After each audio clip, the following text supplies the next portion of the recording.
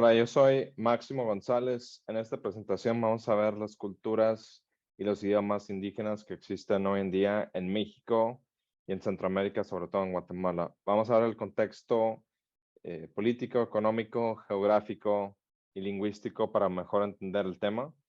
Y empezamos. Voy a compartir la pantalla, hacer mi presentación. Y globalizamos el tema empezando con el número de idiomas que se hablan en diferentes partes del mundo.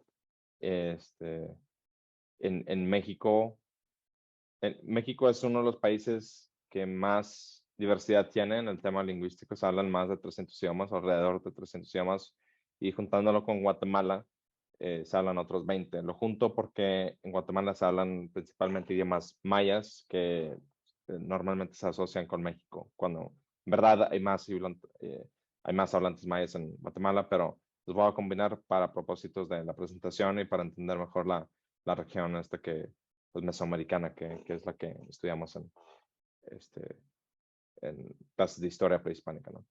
En total, en México, según el INEGI, en México hay más de 20 millones de personas que se identifican como indígenas y de esos 23, 7 millones habla un idioma. En Guatemala son 7 millones que tienen descendencia indígena, 6 millones hablan un idioma indígena.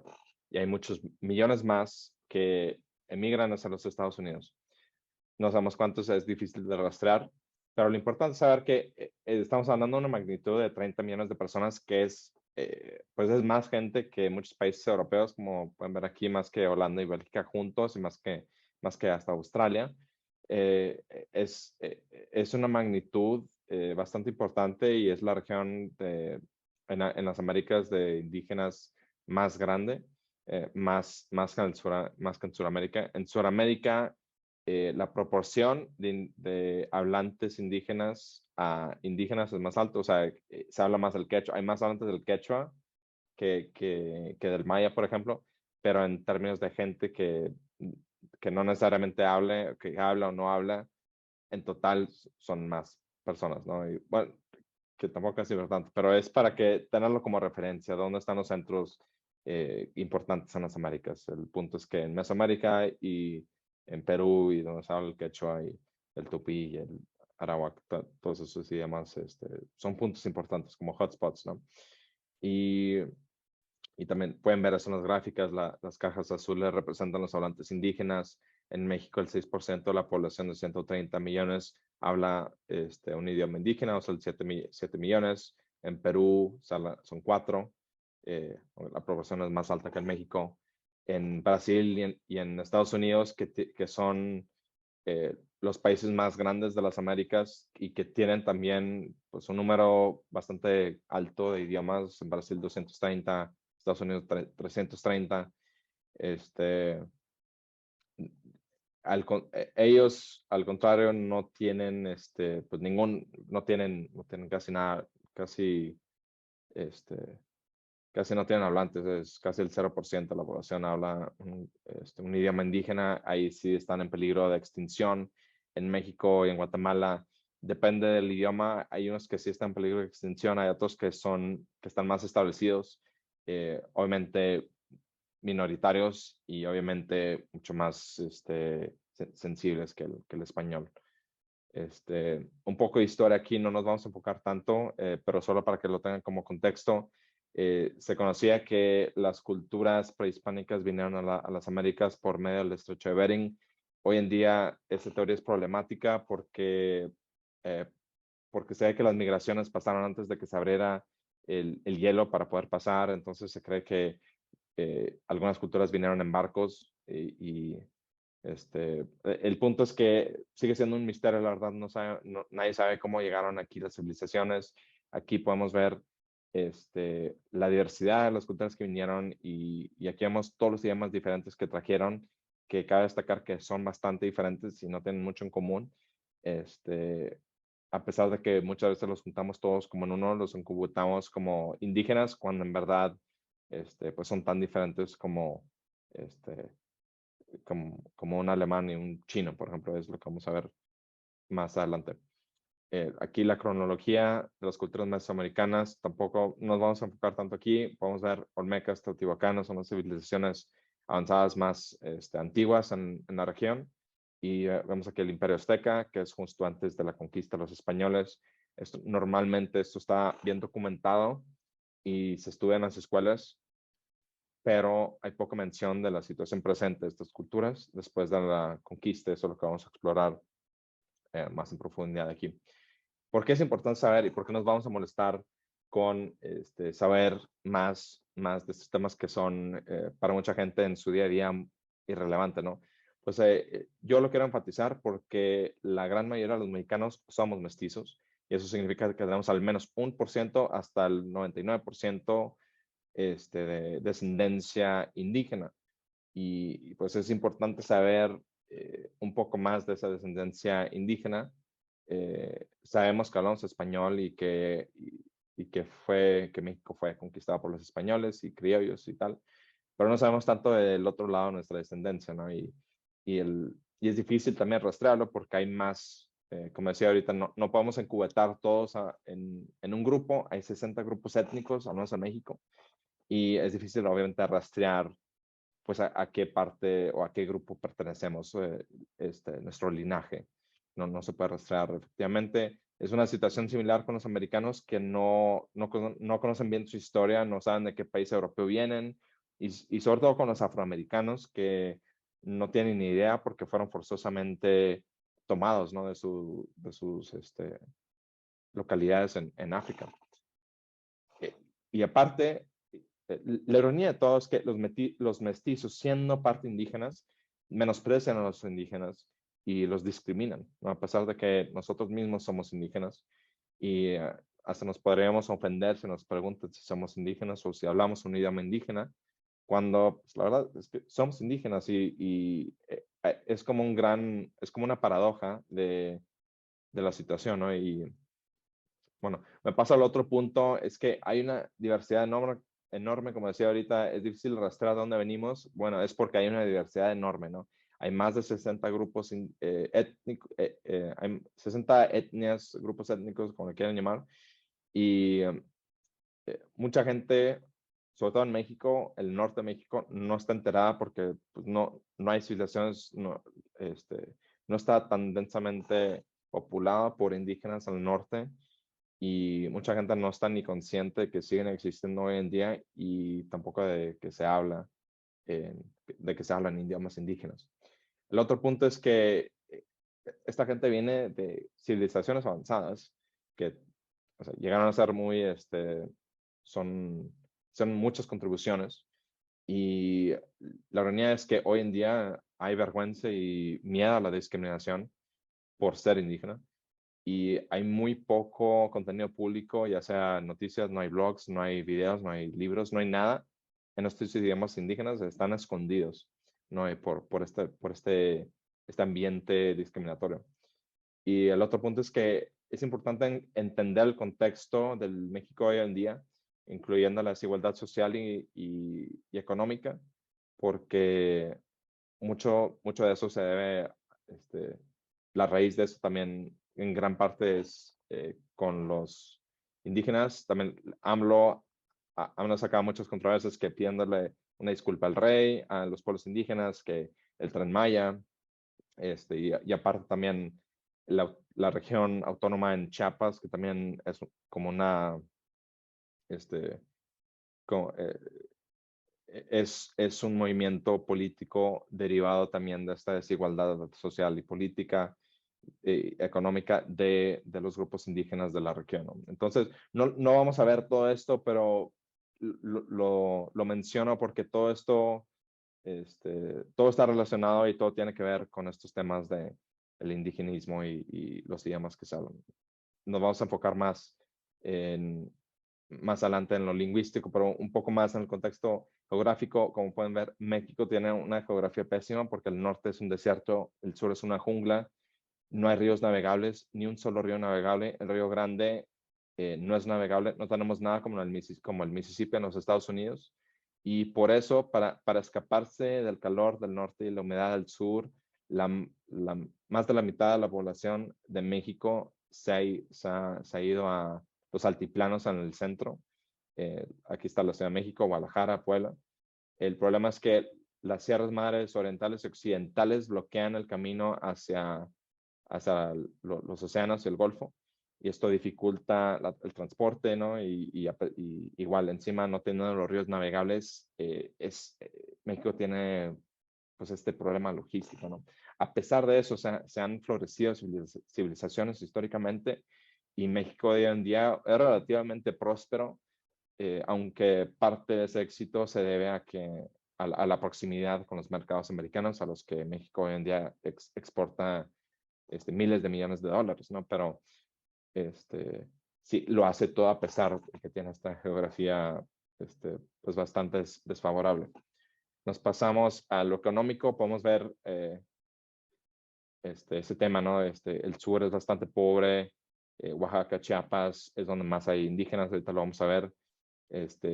Los colores en este mapa representan la población que habla, el porcentaje de la población que habla un idioma indígena. Oaxaca, Yucatán, Chiapas es donde más hay hablantes. Este número en blanco representa la población indígena que no necesariamente habla el idioma indígena. Oaxaca, Yucatán tiene una concentración bastante alta, mucho más alta que la mayoría. Y aquí vemos un mapa con los idiomas principales indígenas, los idiomas indígenas principales. Aquí tenemos el Maya Yucateca, el Náhuatl, aquí en el rosa más oscuro en Veracruz, y en otros estados vemos el Zapoteca, el Mixteca. Estos son idiomas mayas, el Celtal, Tzotzil, el Chol, en Chiapas. Y cabe destacar aquí que el 60% de los hablantes de todos estos idiomas viven en aldeas, o sea, en municipios de menos de 2.500 habitantes. Y eso es importante saber porque eso los pone en desventaja contra el resto del país que se está modernizando, que se muda a las ciudades para oportunidades de trabajo, ¿no? Y entonces es importante que también la gente indígena pueda tener las mismas, para que tenga las mismas oportunidades, se tienen que salir de estos pueblos.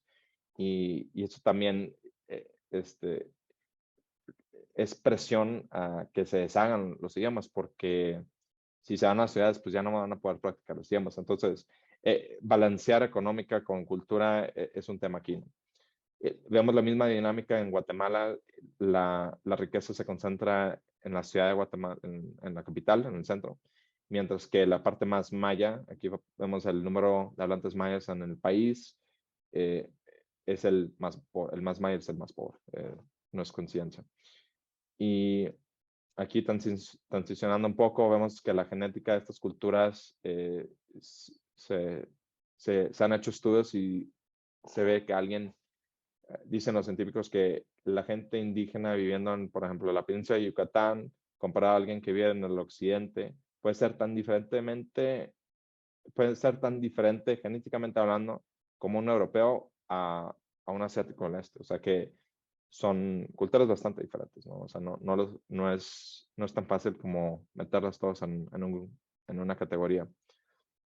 Hablando rápido de idioma contra dialecto, los dialectos, los idiomas se pueden usar como para propósitos políticos. Vamos a decir que en mi país se habla este idioma y todos hablamos este idioma, y todos hablamos español, y el catalán y el gallego, el vasco, y todos esos pues vamos a llamarlos de dialectos eh, porque queremos que haya unión y todos hablamos español y todos hablamos dialectos. Lo estoy generalizando aquí, pero el punto es que, por ejemplo, en España franquista hubo esta prohibición de, vamos a decir, los dialectos, cuando en verdad son idiomas, por miedo a las separaciones y movimientos diferentes antinacionalistas, ¿no? Igual en Italia se ignoran los idiomas regionales. Y aquí un ejemplo rápido de qué son idiomas, qué son dialectos. Los idiomas románicos pueden ser el francés, el español, el catalán, napolitano, siciliano, también son idiomas, no son dialectos, son idiomas regionales. El español mexicano es un dialecto del español porque se entiende con el español europeo, mientras que el catalán no se entiende con el español. Entonces, por eso ese es el criterio para separarlos, ¿no? O sea, cuando ya no se entienden, ya son idiomas separados. El maya, los idiomas mayas también vienen de lo mismo, vienen de un maya antiguo y, el maya yucateca y el quiché no son mutuamente inteligibles y por eso son considerados idiomas diferentes, pero el maya yucateca puede tener diferentes dialectos en cada estado. Por ejemplo, puede tener un dialecto en Quintana Roo que es un poco diferente al de Yucatán, ¿no? Pero siguen siendo parte del maya yucateco. Aquí una tabla de esa misma dinámica de la familia y la rama de la familia. No nos vamos a meter tanto en detalle para ahorrar un poco de tiempo, pero lo comparo un poco con los idiomas que conocemos todos. Así como hay familias románicas, germánicas, eslavas, chinas, árabes, turcas, también hay solo en México y en Guatemala hay mayas, otomangueas, aztecas que tienen ramas, pues yucatecas, el chola, el huasteca, el zapoteca, mixteca, el náhuatl. Son ramas de estas otras familias y esas ramas tienen idiomas separados, ¿no? O sea, es bastante complicado la red de, puede haber diferentes niveles y si los europeos pueden traer otra red que viene el indoeuropeo, que es como la raíz de todos estos idiomas, pero los pongo en este contexto porque tienen más o menos el mismo tiempo de derivación, ¿no? O sea, porque si el romance, el germánico, el eslavo vienen, se supone que el indoeuropeo, pero eso fue hace 10,000, 15,000 años. No lo quiero comparar de esa forma, pero es solo para referencia. Y aquí otras ilustraciones para que vean que el catalán, el gallego, portugués, español se hablan en la península y no solo es el español, como lo que hizo Franco. Y en Italia es igual, no es como muchos italianos piensan que solo se habla el italiano estándar, hay idiomas regionales como el siciliano, el napolitano, el sardeño, el veneto, el toscano, que no son mutuamente inteligibles con el italiano. En Italia es un poco diferente porque ya estos idiomas regionales están perdiendo, ya están perdiendo hablantes y solo lo hablan ya generaciones más adultas, pero en el sur el napolitano, el siciliano, sigue habiendo más de 4 o 5 millones de hablantes y siguen estando vivos. Mandarín igual, no solo es mandarín, hay el yue, hay el wu. Árabe igual, hay más, hay el marrueco, argeliano, hay el egipcio, el mesopotámico, el levantino, el norte del sur, el golfo, ¿no? No es un idioma árabe, son varios idiomas y esos idiomas tienen dialectos. Y nos pasamos otra vez a México y Guatemala. Ya teniendo todo eso en contexto, vamos a ver que, bueno, el maya no es un idioma, es una familia y hay diferentes idiomas mayas. Aquí vemos esos idiomas, ¿no? El quiché, el quechí, el caquichel, azul de Guatemala, verde en México, Yucatán, Teltal, Tzotzil, estos son de Chiapas, Yucateca, de Yucatán, o de la península de Yucateca. Y en total son 13,500,000 entre México y Guatemala. Y los idiomas mayas que están aquí, todos estos, y ¿cuál es el Canjóval y el Chol, son los que más se hablan, representan más del 50% de los hablantes de todos los idiomas indígenas, o sea, son más de 8 millones de hablantes. Estos 15 idiomas que estoy listando aquí representan el 80% de todos los hablantes, o sea, son 13 millones en total y estos representan unos más de 10 millones, ¿no? Y todos los otros representan 2,7. En México, solo menciono aquí rápido, más del 10% de los indígenas son monolingües, o sea que no hablan español, o sea, están aislados y vamos a decir, están en sus aldeas, no hablan español, están completamente segregados, ¿no? Y eso es importante saber y es interesante. Y hay otros grupos étnicos en México que tienen porcentajes de monolingüismo más alto, el 60%, que me parece que es en Oaxaca. Hay unos grupos étnicos en Oaxaca que no hablan español, más de la mitad que no habla español, ¿no? O sea, están bastante es difícil integrarse a la economía si no se hablan los idiomas nacionales. Bueno, aquí nos vamos a enfocar más en los grupos lingüísticos y tocar un poco más a fondo la historia. Aquí empezamos con los mayas.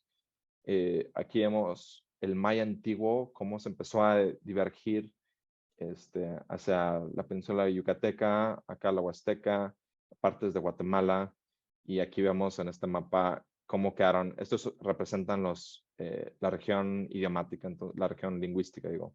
Aquí se habla el maya yucateca en toda la península, el huasteca también se habla acá, en, este, en Chiapas se habla el celtal, chol, el tzotzil, y en esta gráfica vemos más o menos cómo se fueron separando con el tiempo y cómo están relacionados. No es perfecto, se cree que no siempre es preciso, pero es como una forma de tratar de entender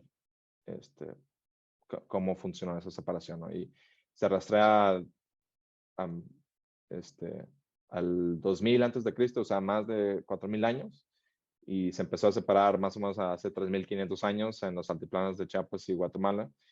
Y pues es bastante tiempo, esos más de 2000 años que de lo que sea del tiempo el cual se ha separado el latín. Entonces, significa que el maya tenía más de 2000 años comparado al latín para desarrollar los idiomas distintos. Entonces, eh, prácticamente hablando, es decir, estos idiomas son más diferentes que, por ejemplo, el español y el portugués, el italiano y el francés. Son porque esos idiomas han estado separados 1500 años, mientras estos idiomas han estado separados 3500 años. Entonces son más distintos. Y nos pasamos a Oaxaca. En Oaxaca están los idiomas mixtecos y los zapotecos. Aquí vemos el, ¿cómo se llama? El árbol, vamos a decirlo, el árbol lingüístico de los idiomas otomangueos. En el oriental, otomangueo oriental, es donde se encuentra el zapotecano y el mixteco. Aquí este mapa representa los idiomas mixtecos y vemos la diversidad, ¿no? que existe, y se debe a que es una geografía bastante problemática, hay muchas montañas y aparte la gente vive en aldeas, entonces acelera el proceso de desarrollo, ¿no? Igual con los idiomas zapotecanos, vemos, no es un zapoteca, son bastantes, son alrededor de 50, ¿no? Y por la misma situación, ¿no? Hay montañas, hay ríos, divisiones, están segregados, ¿no? Y no son mutuamente inteligibles, no se entienden entre ellos. Y aquí vemos el árbol del zapoteca. Es una variedad enorme. En Oaxaca, como lo vimos en el otro mapa, tiene la población, el porcentaje de la población más alta en México de indígenas, o sea, el 70%, y, y, y de hablantes también, el 35%. El zapoteca y el mixteco son los idiomas más grandes. Cada uno tiene más de 50 idiomas, son grupos lingüísticos. Se han tratado de estandarizar, pero han fallado porque ya es muy tarde, ya son idiomas bastante separados. Es como tratar de estandarizar el español con el italiano, con el francés. Pues ya son idiomas bastante distintos, ya no tiene mucho sentido tratar de hacer la escritura la misma. El mixteco se vio hablado en Roma por la famosa Yalitza.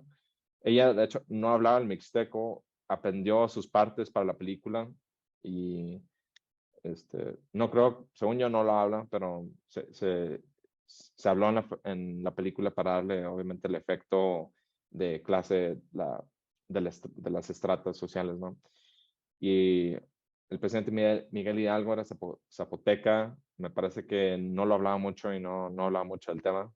No sé si era por discriminación o por un punto de vista suyo que no quería compartir. Bueno, nos pasamos al náhuatl. El náhuatl viene del utoazteca, se llama utoazteca porque hay otros idiomas que son de la misma familia que también están en Estados Unidos.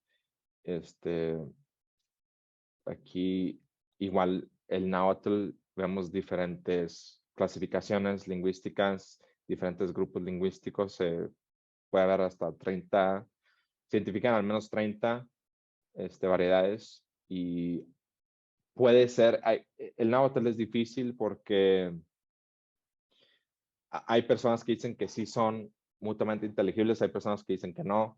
Puede ser pues eso probablemente se debe a dónde están ubicados. Probablemente, no sé, vamos a decir, 2 puntos aquí pueden ser como español y portugués, pero ya cuando la distancia se alarga y ya cuando hay mucha separación, pues ya puede ser como español y francés, ¿no? Aún más lejano. El punto es que la mayoría ya no, de estos idiomas ya no son mutuamente inteligibles y por lo tanto son dialectos, perdón, por lo tanto son idiomas y no dialectos, ¿no? Y todo deriva del náhuatl clásico, que se hablaba en Tenochtitlán, que ahora es en la Ciudad de México. Y realmente todos sabemos que Teotihuacán se asocia con los aztecas, aunque Teotihuacán fue construido por los teotihuacanecos. Esta fue otra civilización anterior de 1400 años antes de los aztecas. Los aztecas tomaron Teotihuacán porque ya no estaba ocupada.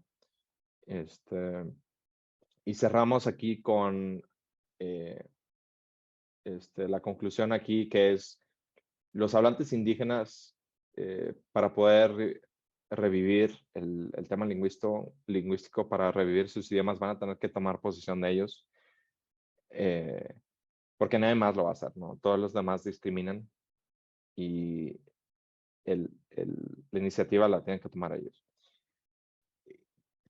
Inculcar los idiomas en las escuelas no va a ser suficiente. Necesita haber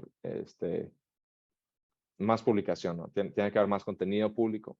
Tiene que crearse un prestigio para que sea útil, para que la gente lo quiera aprender. Y tampoco se trata de forzar a la gente en aprenderlo en la escuela. Tiene que tener una cierta utilidad, ¿no? Tiene que haber algo en que tiene que ser visible, ¿no? Y otro tema es el silencio, ¿no? El silencio no va a ayudar, el silencio como estrategia social no va a ayudar. La verdad es que pues, tienen que salir, tienen que publicar, tienen que salir se tiene que hacer público, ¿no? La iniciativa. Y otro tema es los pueblos indígenas tienen, como todos, nos tenemos que adaptar a las realidades económicas de la modernidad. Es decir, que nuestra educación tiene que inculcar mucha tecnología y preparación para la economía del conocimiento. Ahora con las conexiones al Internet y con una computadora, todos tenemos el acceso a una educación bastante alta, o sea, de calidad bastante alta. Y ya hay menos obstáculos para llegar a puestos o participación en la economía para tener los recursos que se requieren, ¿no? Para poder salir adelante, ¿no? Entonces ya, no estoy diciendo que todos lo podemos hacer, pero es mucho más fácil y está, obviamente hay lugares donde no tienen acceso a Internet, pero ya es mucho más accesible a la gran parte de las personas, incluyendo a los indígenas. Eh, eso es una avenida del crecimiento. Y como mestizos también tenemos que estar más conscientes de la diversidad lingüística y cultural que existe en México y tenemos que dejar de descartar o de menospreciar estas culturas indígenas porque al final de cuentas nosotros también en alguna parte somos indígenas, ¿no? Entonces lo mínimo que podemos hacer es respetar a los indígenas y apoyarlos en su camino a, a, este, a su acumulación del prestigio y de su retorno, ¿no? A la escena económica y evitar la pérdida de sus culturas, que también es nuestra cultura, ¿no? Y hasta ahí, ¿no? Hasta ahí es lo que tengo yo. Muchas gracias por ver mi video y espero que les haya gustado y compártanlo si lo hallaron interesante, que disfruten el resto de la conferencia. Muchas gracias.